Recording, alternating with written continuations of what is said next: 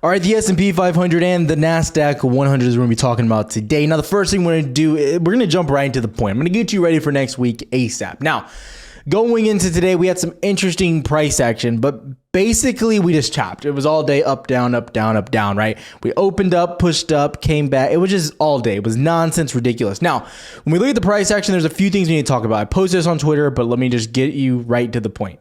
If we look what's happening, we came up to this 4,100 marker.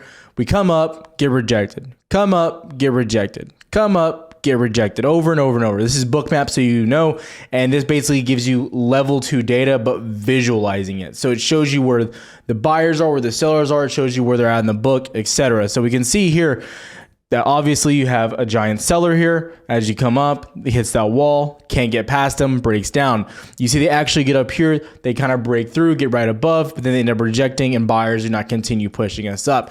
Today was a great sign of weakness from buyers. I will say that. Sellers continue to show up when they needed to and push you back down. This is the first time we've seen this in some time.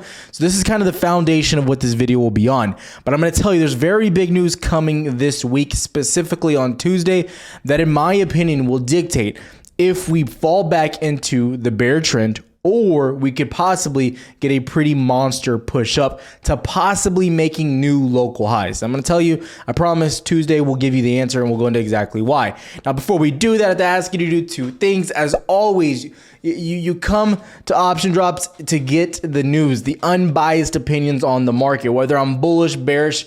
I tell you exactly what I'm doing. I tell you what I'm doing on the market, win, lose, draw. Today, pretty stagnant, only took one trade. It was Meta. It was a slight win. I'll post it, show you later on Twitter, but no losses, nothing really there. But it was a sit on the hands type of day. But when you come here, you can expect to always get transparent information and data. I recommend always following on Twitter as well. That's where I posted this earlier, basically showing everyone that this was a major catalyst, if you will. Yesterday, we broke below 4,100, then implying today that would be a monster level. I didn't get to post throughout the day. I was just really busy, and I had a really long live stream, but that's besides the point. What did we say yesterday? I warned everyone about the possibility of a bear trap. But what did we say yesterday going into the video, right? I want to be very transparent and clear. Yesterday, I'll give you the timestamp, 2:12, 48 minutes for market close. Could this be a bear trap? For now, I'm still targeting 12.1 to 12.2. You cannot be bullish until you get back above 12.45 to 12.5. Okay, that's the opinion. That's where the market's at right now. Now, looking where we're at, I'm not going to waste any more time. I'm going to tell you exactly what you need to expect going into next week. First of all, what you do, go to investing.com. If you need an investment calendar to show you when data points are coming, I recommend investing.com just because it's free. Sometimes it's a little bit delayed and sometimes they get a few things wrong, whether on speeches, but for the most part, as a free tool, it's awesome. Now you go into next week and then we're going to give you the full schedule rundown, give you star. I mean, it explains it to you like you're 3 years old. It gives you stars. I mean, for God's sakes, if you don't understand that, I don't know what you would understand. But Tuesday, CPI. We have our core and regular CPI. This will be interesting to say the least. We have seen some very interesting things happening. Now, today was interesting to say the least because we need to talk about something that I believe should have pushed the market down a little bit further. Okay, so bear with me. This is the Discord news. So I just have like all my tweets and news forwarded there so everyone gets access to it. Now, when we look at where we're at and what happened, this was very early at 7:30, and I wasn't really anticipating news, so I didn't even check this early. Typically, I check the calendar the night before or days before, so I'm just kind of ready. But this was new. So you got CPI revisions. Very rare that this happens. So if you don't know, for everyone, and I kind of mentioned it yesterday, we're going to be calculating CPI differently than we have done it before in the past. Typically, we go basically 2 years of data. Now we're only going to go for the current year. And this is where things get interesting. So when we look at CPI and we look at what happened again, so our last CPI was month over month, or believe core, it came out at -1, showing that there was a downtick in inflation, right? Instead of +1, which I believe that's what it was projected to be. And we obviously had a really good movement from that. But it came out that it was positive 0.1. And this is concerning for me to say the very least. Giving you a visual of exactly what I mean here. So if we go back down, this is again on investing.com, so you can do this your DD for yourself, you can see what were you expected to come out. Actually, it would have been really bad if this would have came out like this on January 12th. Yeah, this had been brutal. So you were projected to come out flat on CPI, where the month before you were at 0.1 positive, right? So positive obviously means that inflation is growing month over month, et cetera, right? But you came out negative 0.1. Now, from this, they anticipate that CPI to come will be 0.4. So anything at 0.4 or below would be a beat, which would be good for the market. But you can see they only adjusted it right here.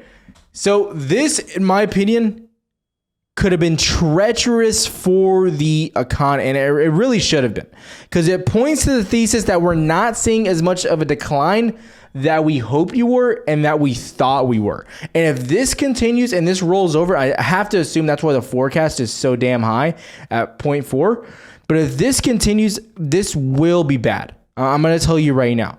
And again, I couldn't have known this. I couldn't have anticipated this because obviously I don't have access to these crazy revisions that they just did. So when I'm looking at this, this is concerning. They did not change year over year though. So it's important to know. So you're 6.5, 6.5, and you can also come back and look at core. Again, you can look at all these and go back and just take a look if you need to. So you can see it was 0.3, but it came out 0.4, which was, and again, this would have been bad. This would have really, and kind of depressing because we had puts going into CPI, remember? So we would have printed if this would have came out correct, but it is what it is. That's what's going on here. Now, the forecast is projected to be the same here on core. I do believe this could be bad. And specifically why this could be bad is coming back to oil.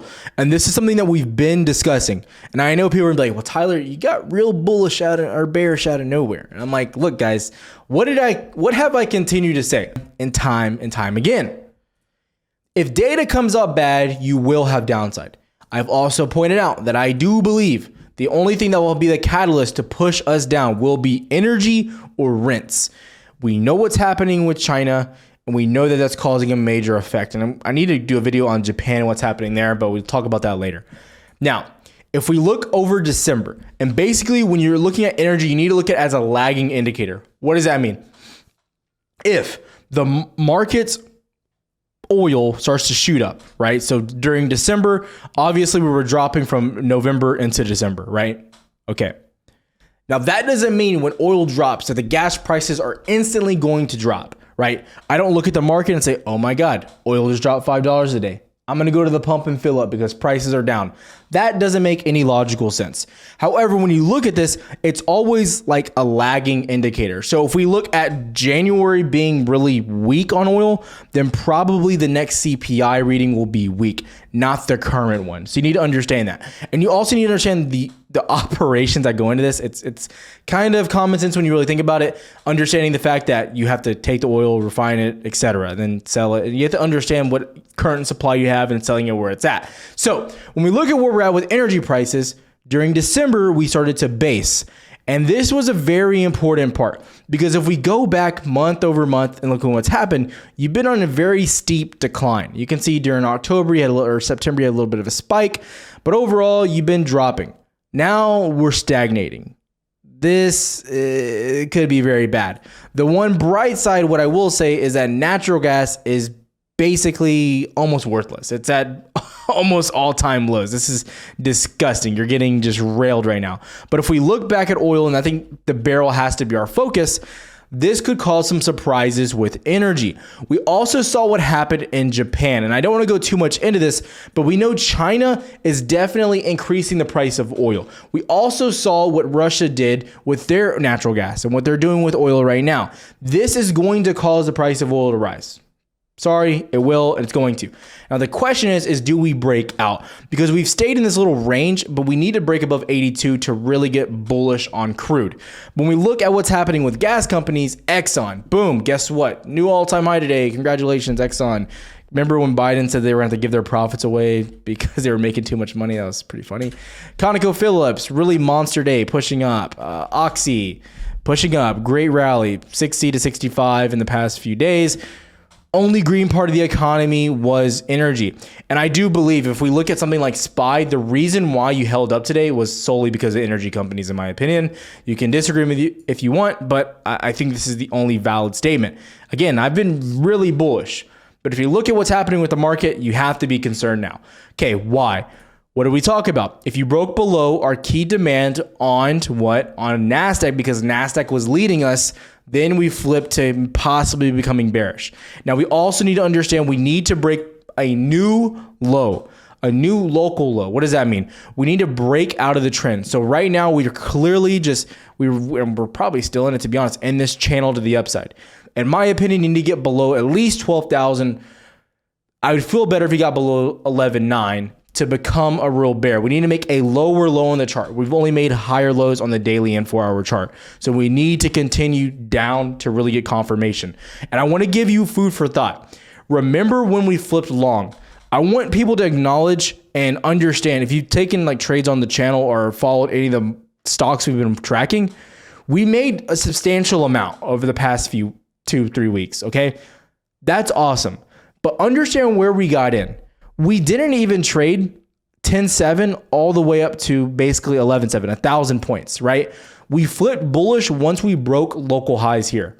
We made a higher high and we started the trend. Obviously, that's when we started trading it, and we printed. We made great money. We hit a target at 12.9. Awesome. But you need to understand you don't have to top tick in order to make money in this market. People trying to top tick are going to lose money. They're going to. And I want to tell you something that I kind of told live stream earlier. When you're looking at the market and if you are a short-term scalper or day trader. Now, I do both. I swing, I have day trades, I also have long-term, right? But when I'm looking at the short-term viewpoints, where short-term traders make their money is not in ranges. It's not during times like this. This is not where you're going to make all your money as a trader, okay? That's not it. Okay, that's not ever going to be it. It's not going to be at these highs when you range trade or find a resistance. It's not going to be back here where you just range traded. That's not it. You make your money in the trend. That is where you make your money. This is where you make your money. And when you want to get successful in this, you will identify if you break down your trading and break down your best months and break down, I'm just assuming you have a decent strategy when it comes to trading. But if you do, you will identify that the trend is where you make all your money, not the sideways action, okay? It's the trending. That's where a short-term trader makes their money. And you have to be able to identify that. That's why I always say, you don't need to go into every day taking countless trades. You need to identify when the market is giving you what you need, or scratch that, what you want. Again, this is the only market or job where you come into it and you look at it from a sense of, okay, I have money. I can either lose money or make money every day. Now, what is better than losing money? In my opinion, not making any money. I would rather not make money, sit at flat, sit at zero, wait for an opportunity to come to me, rather than forcing plays and trying to guess the top. That's why, again, I'm going to get hate on this video. People are like, Tyler, you're bearish now, this, that. I'm really not. I'm bullish as long as you're above around 12,000, 11.9. I'm going to tell you that right now. But I still expect you to come down short term into CPI most likely, and I'm concerned about the things I just talked about. But the people that comment on videos and they have all this hate and they say, look, we're not bullish, we're bearish. You know what? They were saying they were short here. They were short here. They were short here. They were short here. Spoiler alert. They're not going to show you the gains. They're not going to show you the losses. They don't really care. They just are so dissatisfied with their own trading that they have to comment on everybody else. But let me tell you something. You would be greatly read if you tried to time this top every single time.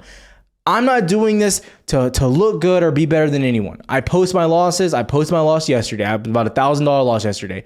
Very small win today, about $500. So just trying to make up the losses from there.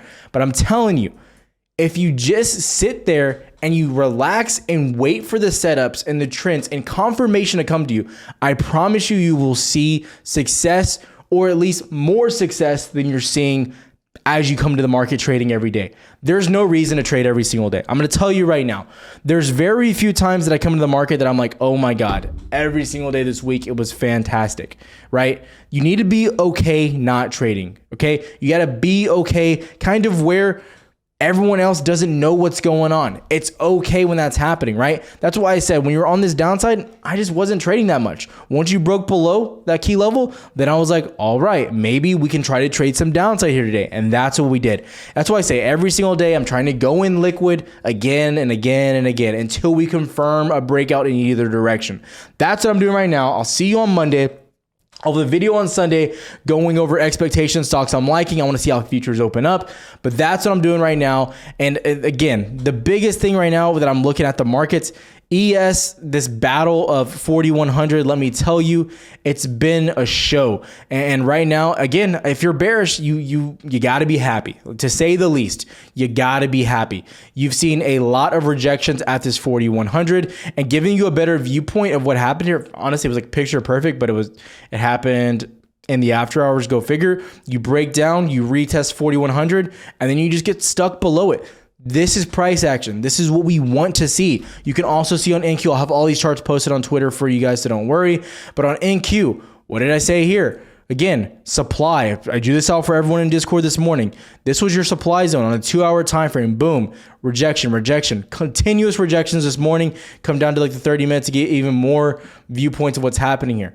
Again, this is what's happening. This is where you're at. I'm still anticipating downside on NQ down to 12.15 until CPI. CPI expectations, I'll have some for you on Monday, so be ready. Have a good one, traders, and have a good week.